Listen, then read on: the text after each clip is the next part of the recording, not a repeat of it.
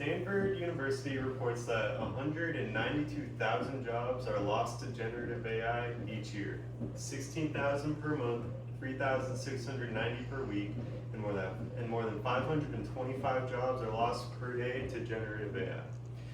Generative AI is not only responsible for hundreds of thousands of layoffs annually, but also the constant spread of misinformation in the news and social media, and the consumptions of hundreds of billions of gallons of water and terawatt hours of electricity every single year.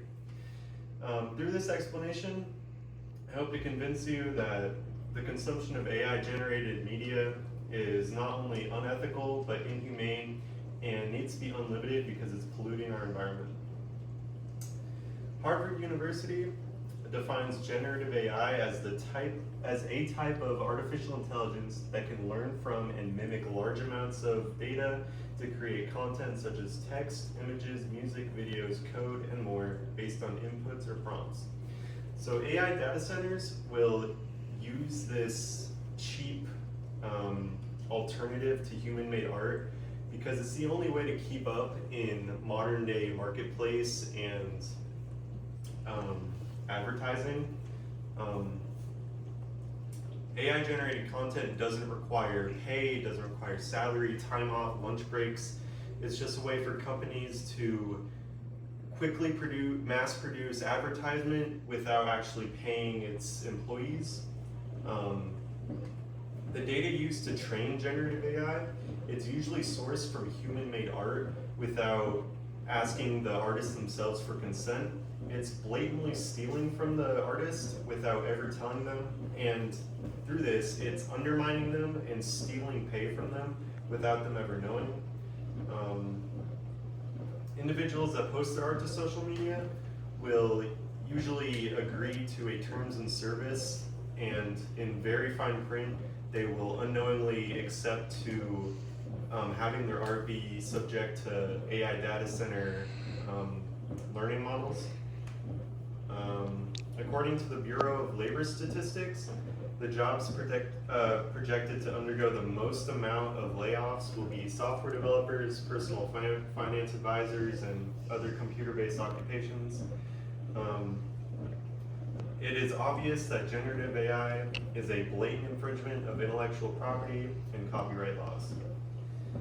According to the Environmental and Energy Study Institute, one medium-sized AI data center alone can use up to 110 million gallons of water each year alone.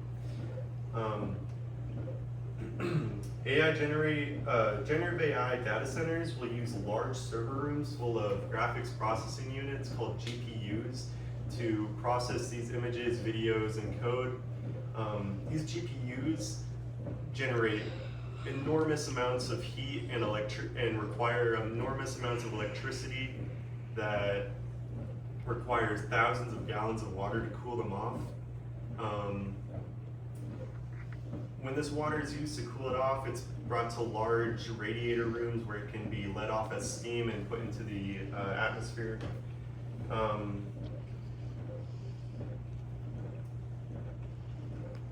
This water that's being drawn into these water cooling areas is taking water away from already drought susceptible areas. These data centers they're using water that's used to irrigate farmland, provide water for livestock, drinking water for cities, and it's just blatantly being used to heat up the atmosphere. And the electricity alone accounts for the electricity that could be used to power 100,000 homes for the same amount of time it takes to power one AI data center for 1 year.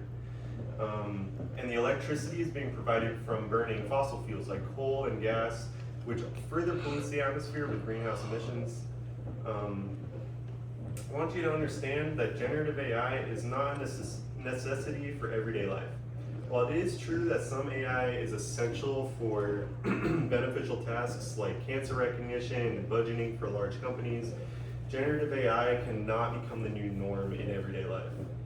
Data centers that profit from selling their AI models want the media to believe that life cannot go on without AI. A popular analogy that these companies use is that if cars exist, why use a horse and buggy? In the same light, if we're all going to die someday, why enjoy living? It's all just a means to an end. Generative AI is a needless infringement of human rights that robs artists of their livelihoods and contributes to the increasing epidemic of joblessness in the US every day. I urge you to research and recognize the aspects of your life that are influenced by AI and see and figure out which ways you can cut it out. End video.